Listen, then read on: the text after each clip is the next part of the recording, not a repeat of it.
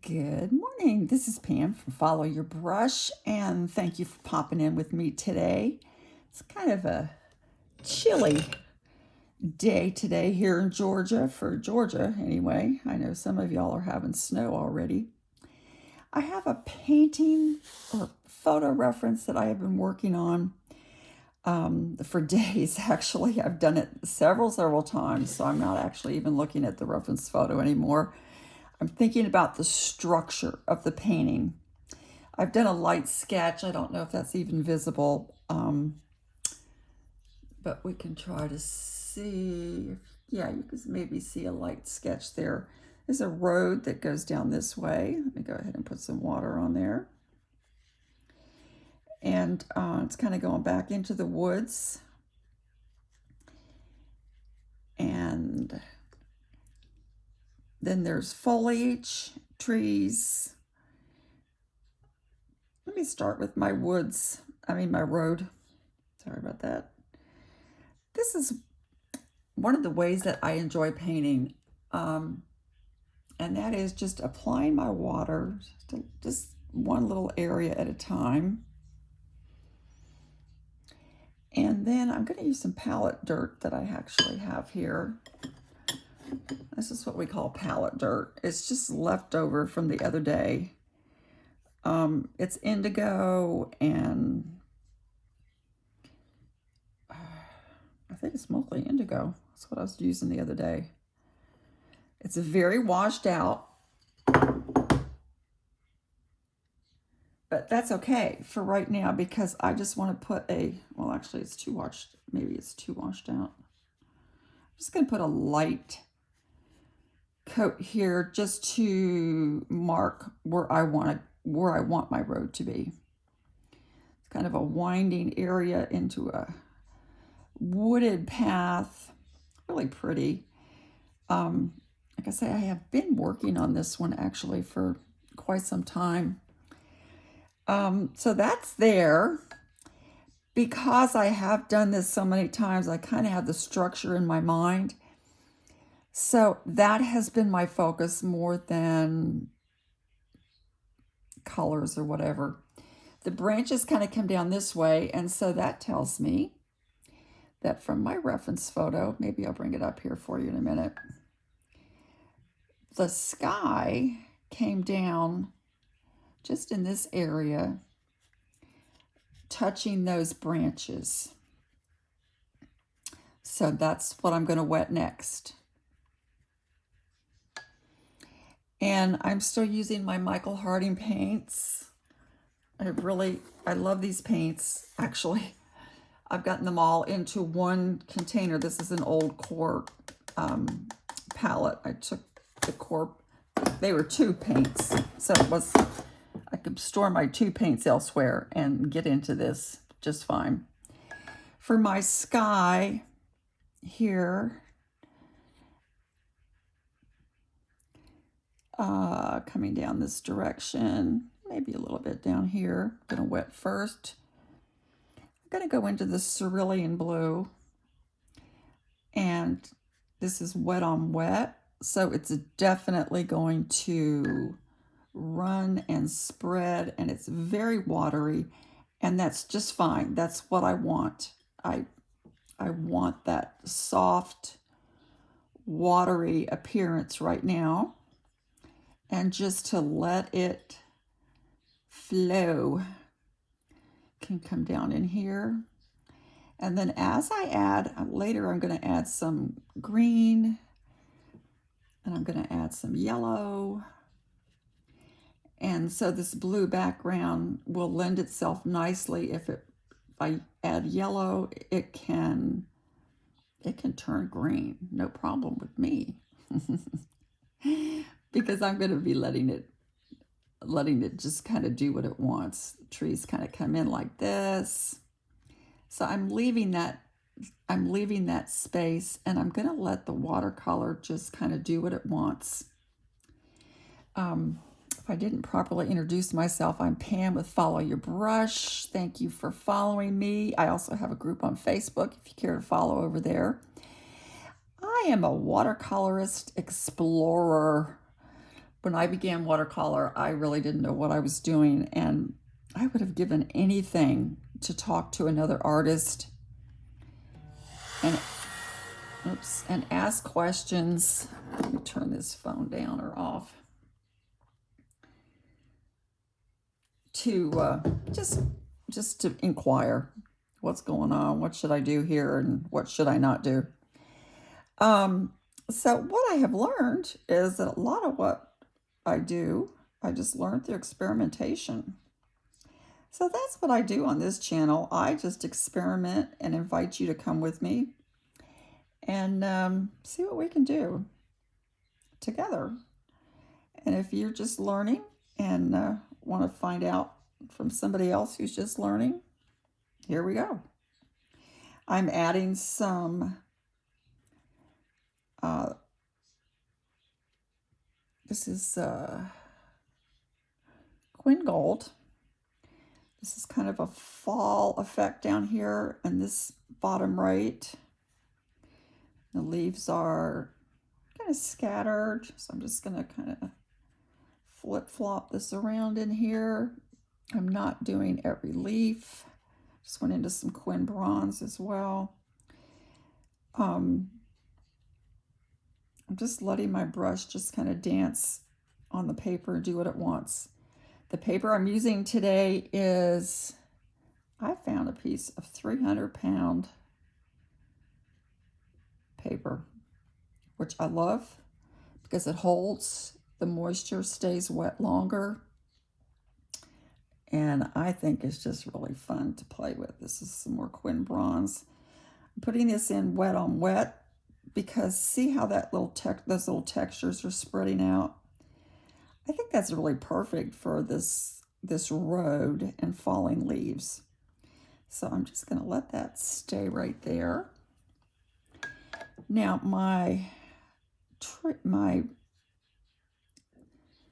this is kind of puddled up, so I'm going to dry my brush a little bit. Just soak up those puddles. I don't really want those right there right now. I'm going to do a little bit here in this area. This area was kind of green and gold with the leaves, but a little bit greener as it comes down, as you come down the road. So I'm going to see what I can do for that. I have found that my Michael Harding paints actually kind of blend really well on the paper. I do have my little mixing bowl here, a little porcelain. Actually, it's a little porcelain soap tray. Right now, I like to wet the paper and then just come in and drop my colors in, just very lightly. And then I'm going to come back that green area, and I'm going to add some of this Quin Gold just to drop it in just a little bit.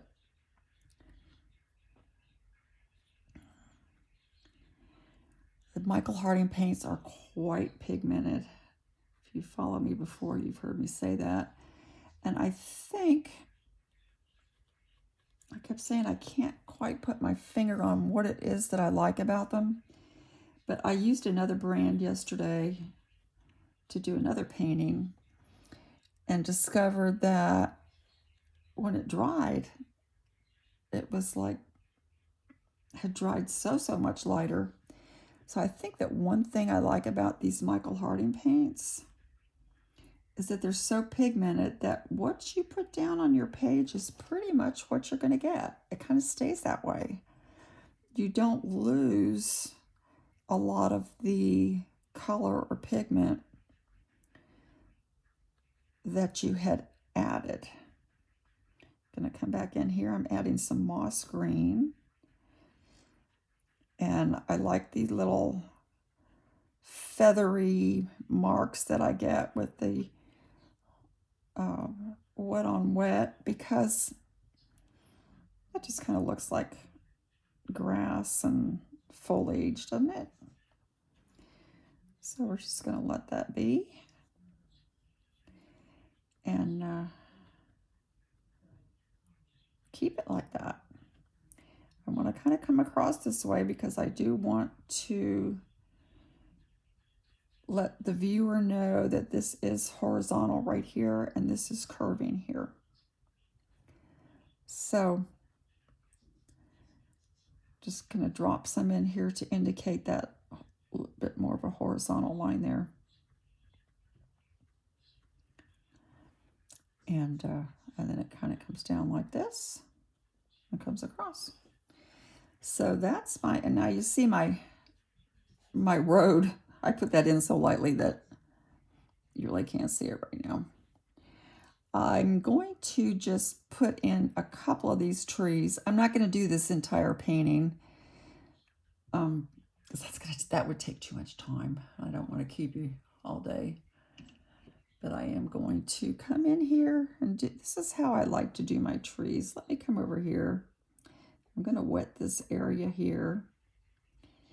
Now it's coming up into my sky where I have already wet, and that's going to mingle a little bit, and that's okay. I don't mind that at this point in time.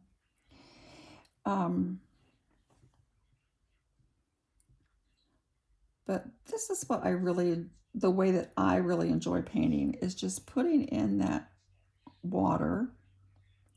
Because as you know, the pigment will only flow where the water has gone. And I've got a really pretty pattern. I don't know if you can see that with the water. Let me see if you can see that. Still getting notifications. See how the water is just kind of, the tip of my brush is just kind of done these nice little light feathery marks on the paper. And that's what I want it to do. I'm going to come in here with some, at this point, I'm going to come in here with some raw umber and some burnt sienna. And I'm just going to drip it in here.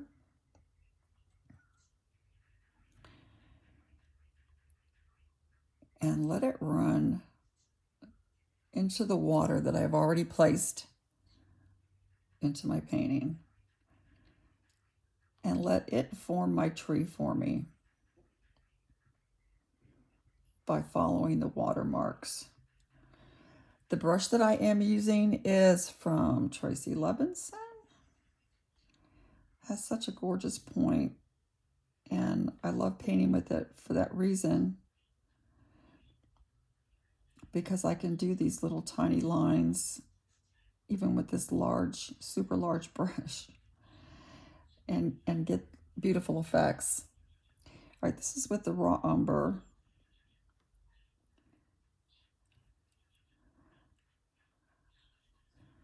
We do another one here. And the other areas, like I say, are still dry. So this will dry like this. I will get these lines. And if I have the patience to leave it alone, I can come back later and then do more. Now I want to come in with another color. Since this is 300-pound paper, I can do that. I'm going to come in actually with this color called Purple Haze. So just add some dark to my tree.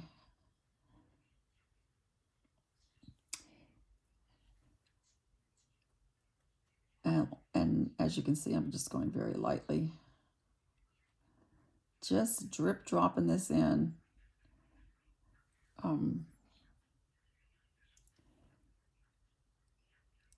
And it won't go any place where the water is not. That was a wet on dry right there, so that's why I got that straight line.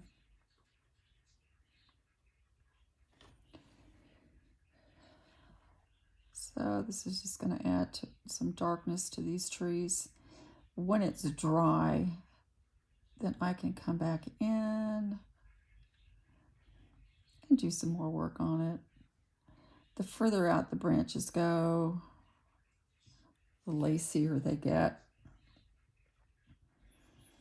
Our trees around here are finally, in Georgia, starting to lose their leaves, and so beginning to see more of the structures of the trees. Just going to kind of bring this up lightly here.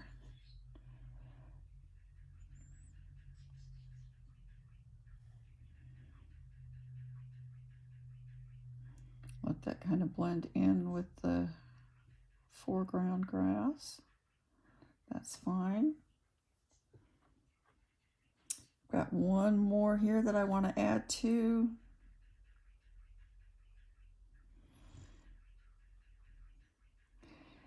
This actually, I'll probably work on this most of the day, so I won't be taping this all day. Bring up some of that green as well. But I thought you might enjoy seeing just a little bit about what I like to do. And Saturdays I like to just play and that's what I'm doing.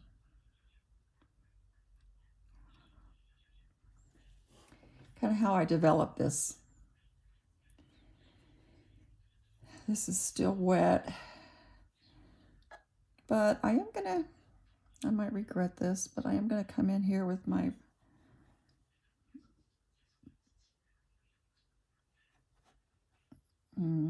yeah, I'm gonna regret it. I don't want to go over the road as yet like that.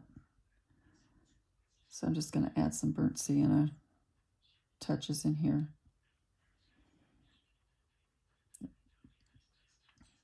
Just kind of give some ideas of some fall leaves in here. And just let the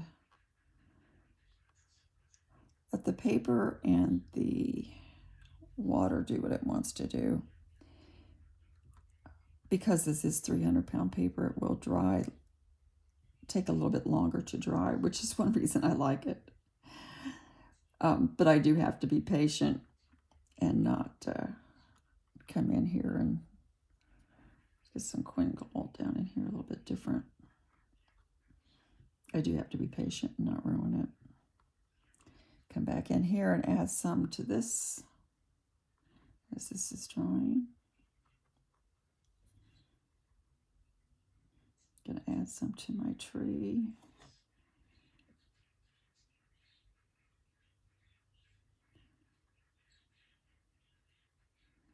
And I know you're probably thinking, what are you going to do with that background? I'll come back in and actually fill that in later. It's kind of like a negative painting. Now see, as I bring this green gold, as I bring in my Queen Gold into my previous blues and darker colors here, I used an indigo and that purple haze. It's creating some green. See that right there? And that's actually what I want in there because these leaves are going to be green. So I'm going to just kind of tease this a little bit and let it do that. I come in with some indigo, which will darken my tree. But at the same time, when it hits that, look at that. When it hits that green gold, it's going to give me that pretty, I keep saying green gold. I mean Queen Gold. Sorry. Saturday. That's my excuse. Let me add a little bit more Queen Gold to this and show you the pretty color it's going to give me. And that is exactly what I want to go for in these trees. the branches are darker and the leaves come across. And let me do a little more here because that's really pretty. All right, this is nothing but the indigo and the green gold. And look how pretty that is. Coming across lightly with the very tippy tip of my brush. Because it looks like foliage that way.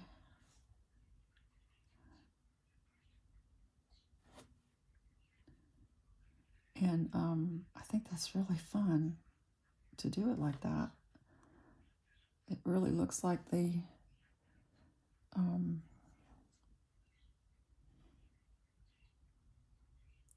tree leaves are kind of coming down there. Let me add some more indigo to this. The indigo, Michael Harding's indigo is just a gorgeous color and blue, and it just is a wonderful color to use to mix. And up with another tree here. It mixes well with other colors, as well as just even on its own. It's just a gorgeous color.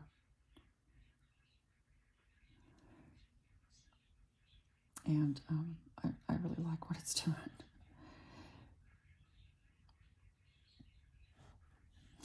Okay, these are kind of hard lines here, and that's okay. I'm going to bring it up through that existing tree right there. And don't worry if it looks funny now. That's okay. I'm going to add some water here and kind of mix these up a little bit. Soften these. Get some more of my coin gold. So I can go in there now and kind of suggest these branches coming across and these leaves. So even though it doesn't really make sense when I'm doing it,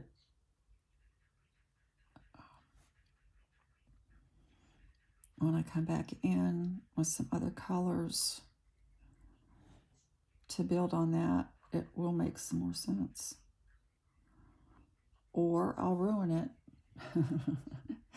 But I like what I'm doing right here, right now, actually.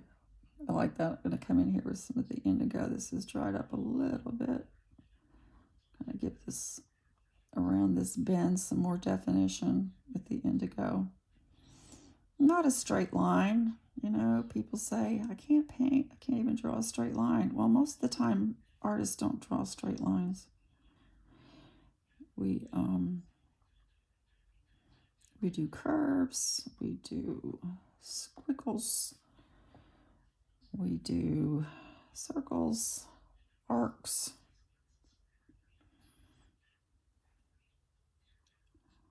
We don't really draw straight lines. So if you can't draw a straight line, then you're probably an artist. So it's not really an excuse to say, I can't paint because I can't draw straight lines. That's the qualification. You're just adding some here, letting it drip and look like foliage down in there because it's just so pretty the way it runs. This is still the indigo, so it's darker. But you know what? I'm going to take care of that here in just a second. This video might be too long. I'll have to stop here in a second. But I just wanted to show you the beginning stages here. And a little bit of my thought process, if I have one. Pretty, pretty, pretty. I like that. Let me clean my brush a little bit. And I'm going to come back into my Quin Gold, into this indigo. And I'm just going to let this run and let it make my tree. I'm going to let it do it on its own. Spread this water around. And give me my leaves in this area. on these branches. Let them just be soft and pretty, which is kind of like I like to paint. I like the soft edges. So I'm going back over where I had added that indigo. And I'm adding some of this green gold. I keep saying green gold, I'm sorry. Quin gold. I don't know why I keep saying that. Maybe I need some green gold. Maybe my brush is trying to tell me to get into my green gold. I don't know. But see how pretty that's, it's just kind of doing it by itself. That's one reason I like watercolor. It just kind of paints on its own. Back over here and just add some more in here. I am going to kind of come back in here and wet some of these areas now. And let this spread a little bit.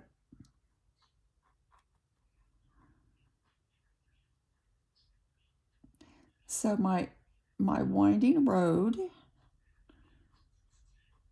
because of the way the colors have gone, it's kind of bringing that growth across the road. See that? I like that.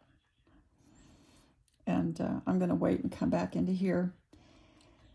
So that's all I'm going to record, because otherwise I'd be sitting here with you all day. And I don't want to make this a super long video. But sometimes when I get going and I just get in the zone, it's like I just want to share what I'm doing and how I'm doing it, and how I enjoy painting.